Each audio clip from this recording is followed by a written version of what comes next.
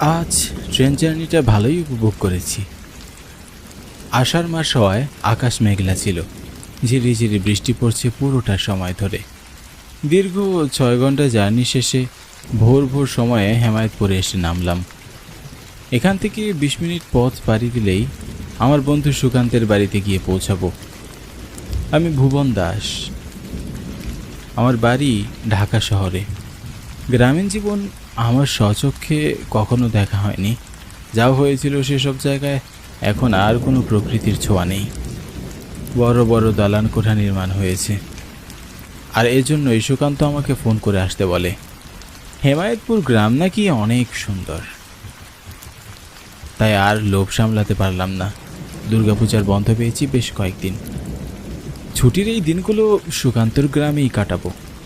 হাঁটতে হাঁটতে বৃষ্টি জোরালো হতে লাগলো, আমিও জোরে পা ফেলতে লাগলাম।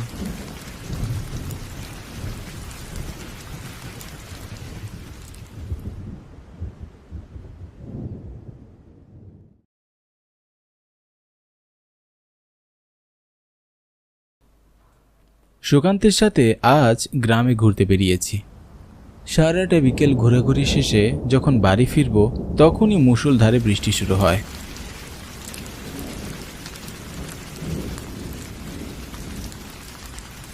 আমরা দুজনে গ্রামের একটা ছোট দোকানে গিয়ে বসি। সেটা ছিল একটা চায়ের দোকান। তুই তো এখনো কিছুই দেখিসনি। তোকে আজ রাতে গ্রামের বাঁশবাগানে নিয়ে যাব, তখন দেখবি পাতার ফাঁক দিয়ে আকাশটা কত সুন্দর লাগে। আমার তোদের গ্রাম খুবই পছন্দ হয়েছে, আর রাতের বেলা বের হতে আমার কোনো আপত্তি নেই। গ্রাম ঘুরবে ভালো কথা, কিন্তু রাতের বেলা বাঁশবাগানে ভুলেও যাস না। বাঁশবাগান দেখতে হলে দিনেই দেখ, রাতে বের হওয়া মঙ্গল নয়।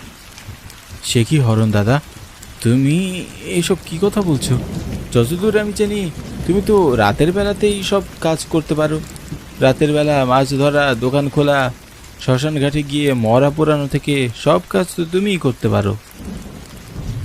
হ্যাঁ, তাই তো রাতে তোদের বের হতে নিষেধ করেছি। আমার অভিজ্ঞতা থেকে বলছি, কথাগুলো শোন বাছারা, তাহলে প্রাণে বাঁচবে। আমি আর সুকান্ত দুজন দুজনের মুখের দিকে তাকিয়েছিলাম। হরণ দাদার কথা কিছুতেই আমাদের বোধগম্য হচ্ছে না।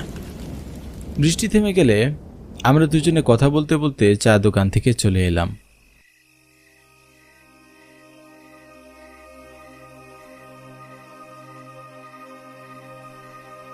এখন রাত 12টা বাজে।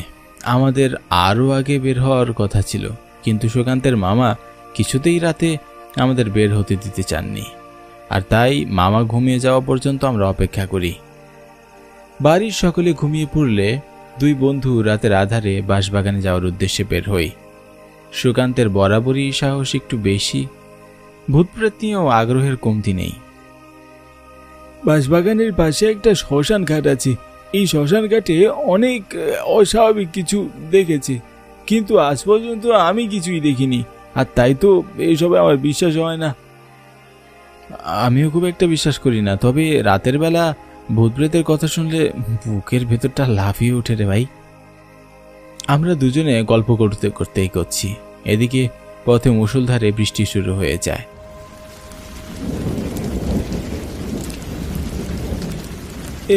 এখন কি হবে? আমরা তো ভিজে যাব। আষাঢ় মাস, বৃষ্টি তো হবেই, তবে আমাদের একটা ছাতা নিয়ে বের হওয়া উচিত ছিল। কি আর করার, আর কিছু দূর গেলেই আমরা বাঁশবাগানে চলে আসব। সুকান্ত আর আমি ভিজে ভিজেই হাঁটছি। আষাঢ়ের বৃষ্টির রাত, আমরা ছাড়া আর কোনো জনমানব নেই। সুকান্তের ভয় না করলেও আমার কেমন যেন ভয় করছে। বৃষ্টির শব্দের সাথে সাথে ব্যাঙের ডাক আরও বেশি ভয়ানক শোনাচ্ছে।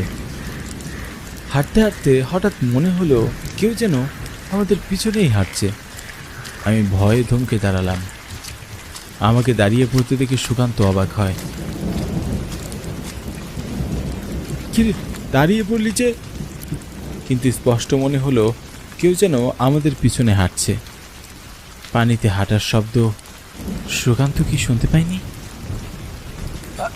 মনে হলো যেন ওদের পিছনে কেউ হাঁটছিল। আমারও তো তাই মনে হলো, কিন্তু পিছনে তো কেউই নেই। তাহলে আমাদের মনের ভুল হবে হয়তো। আমরা দুজনে আবার হাঁটা শুরু করি, কিন্তু একটা ব্যাপার কিছুতেই বুঝতে পারছি না, একই সাথে আমাদের দুজনের ভুল কি করে হয়।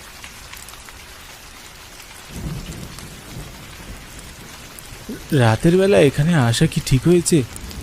কেমন যেন একটা ভয় করছে না সুকান্ত?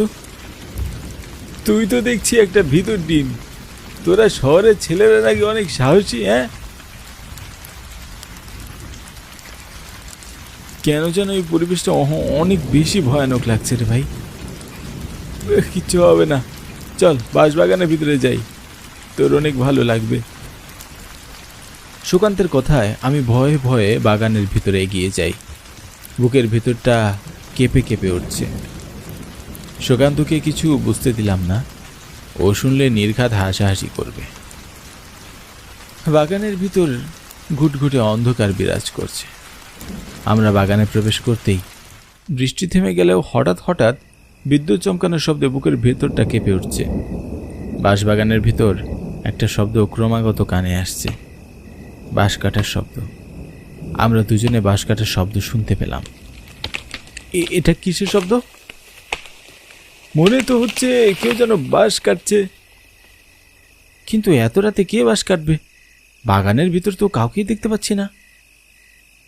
সুকান্তের দিকে তাকিয়ে মনে হচ্ছে এবার সে নিজেও একটু ভয় পেয়েছে, কিন্তু মুখে কিছুই বলছে না। আমাদের বাড়ি ফেরা উচিত বন্ধু। হ্যাঁ চল তাই যাই।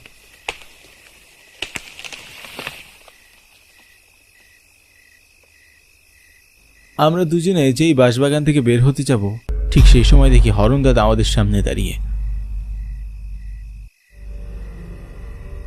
হরণ দাদা, তুমি এখানে? বাঁশ কাটতে এসেছি।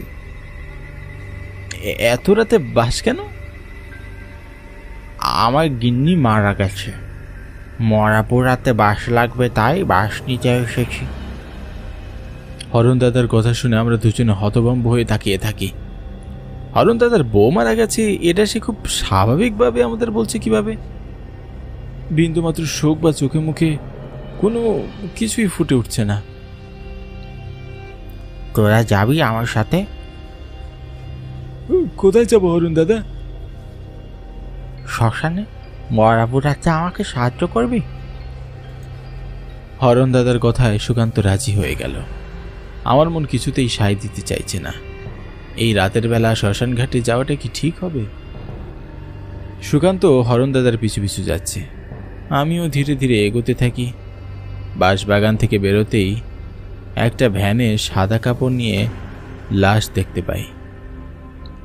লাশ দেখে আমার গা শিউরে ওঠে। এর আগে কখনো লাশ দেখতে যাইনি আমি।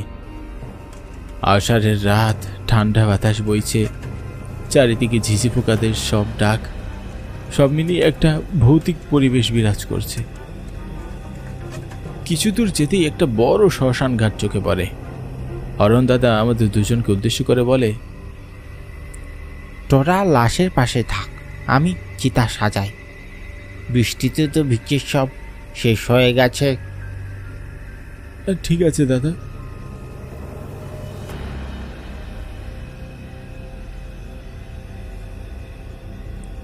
লাশের ভ্যান নিয়ে আমরা দাঁড়িয়ে, আর হরণ দাদা শ্মশানের ভিতরে গেছে।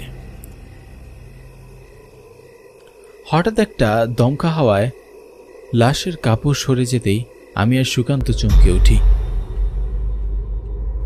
দুজনে দুজনের মুখের দিকে তাকাই। দুজনের চেহারায় ফুটে উঠেছে ভয় আর আতঙ্ক। এ কি করে সম্ভব? এ তো হরণ দাদা। হরণ দাদা এখনই শ্মশান ঘাটে গিয়েছে, তাহলে এই লাশ? কি হচ্ছে সুকান্ত আমাদের সাথে? বুঝতে পারছি না, কিন্তু এখানে থাকা নিরাপদ নয়। তাড়াতাড়ি এখান থেকে পালাই চল।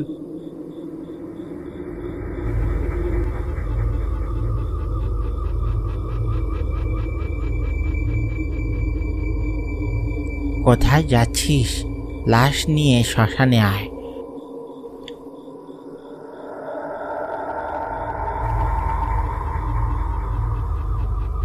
শ্মশানের সামনে হরণ দাদা, ভ্যানের ওপর হরণ দাদার লাশ। কি হচ্ছে বুঝতে পারছি না, ভয়ে শরীর কাটা দিয়ে উঠছে বারবার। তাড়াতাড়ি আয়, লাশটা চিতায় পোড়াতে হবে। তুমি তো বলছো এই লাশ তোমার বইয়ের, তাহলে এখানে তুমি কি করে দাদা? আর বলিস না, মরেছি সেই সকালবেলায়, কেউ এখনো পোড়ায়নি। আমার বউ তো বাপের বাড়ি গেছে, 2 দিন হচ্ছে। তোদের যদি বলি আমি মরে গেছি, আমার লাশ পুড়িয়ে দিস, তাহলে তো তোরা আজ রাতে বাড়ি থেকেই বেরোদি না। হরণ দাদার ভয়ঙ্কর চেহারা দেখে আমাদের গলা শুকিয়ে আসলো। ও দাদু, আমাদের যেতে দাও। তোদের যেতে দিলে কিভাবে আমি মুক্তি পাবো? তোদের 2 টাকায় সাথে নিয়ে যাবো আমি। হরণ দাদার কথায় আমার গলা শুকিয়ে কাঠ হয়ে যায়। সুকান্ত চিৎকার দিয়ে ওঠে, ভূপেন পালা, এখানে আর এক মুহূর্তও নয়। সুকান্তের চিৎকারে আমি দৌড়াতে থাকি। হরণ দাদার আত্মা আমাদের পিছনে পিছনে আসে। দৌড়া, এই আত্মারাতে কিছুতেই ধরা পড়া যাবে না। যারা ধরতে পারলে তোদের 2 টাকায় আমি কিবিরে খাবো। হরণ দাদার আত্মা আমাদের পিছনে ঝড়ের গতিতে দৌড়ে আসছে। আমাদের শরীরের সমস্ত শক্তি দিয়ে আমরা দৌড়াচ্ছি। জানি না পালিয়ে বাঁচতে পারবো কিনা। ভয়ে আমরা কেউই পিছনে তাকাইনি। দৌড়াতে দৌড়াতে দুজনে বাড়ির দিকে ছুটে আসি।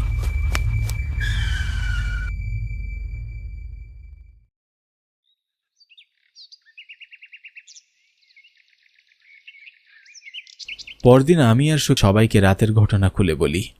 হরণ দাদার দোকান নাকি কাল সকাল থেকেই বন্ধ, অথচ আমি আর সুকান্ত গতকাল সন্ধ্যায় হরণ দাদার দোকানে বসে বৃষ্টি থেমে যাওয়ার জন্য অপেক্ষা করেছি। ভাবলেই শরীর হিম হয়ে আসে। একটা মৃত মানুষ দোকান খুলে বসেছিল। সুকান্তের মামাকে নিয়ে আমরা হরণ দাদার বাড়িতে যাই।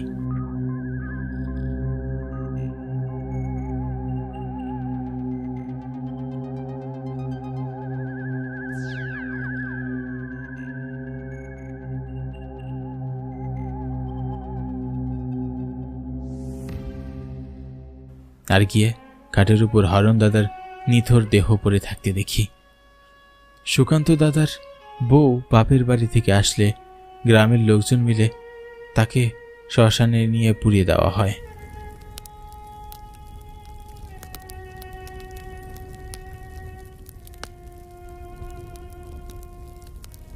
বন্ধু সুকান্ত থেকে বিদায় নিয়ে আমি ট্রেনে ঢাকার উদ্দেশ্যে রওনা হই।